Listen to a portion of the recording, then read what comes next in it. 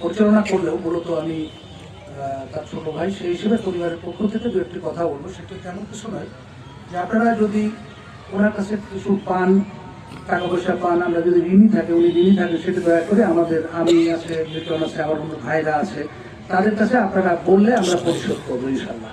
এছাড়া ওনার কারণে যদি কষ্ট পেয়ে থাকেন কেউ, আমি পরিবারের পক্ষ থেকে, ওনার একই রক্ত, একই পিতার সন্তান আমরা, সেই হিসেবে ওরা ছোট ভাই হিসেবে আপনাদের কাছে আমি ক্ষমা চেয়ে দিচ্ছি যে আপনারা আল্লাহর হস্তে তাকে যে কোনো বিষয়ে যদি কষ্ট পেয়ে থাকেন ক্ষমা করে দেবেন, পরিবারের পক্ষ থেকে ভাই হিসেবে আমি বলছি।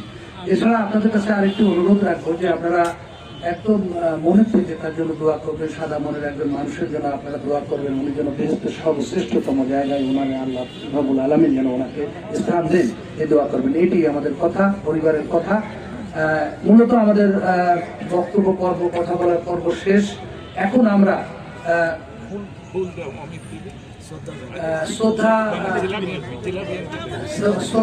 শ্রদ্ধা নিবেদনের উদ্দেশ্যে আমরা জেলা বিএনপি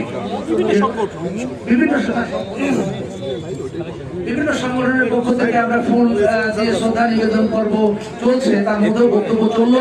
এই পর্যায়ে ফুল দিয়ে আমাদের শ্রদ্ধা নিবেদনের জন্য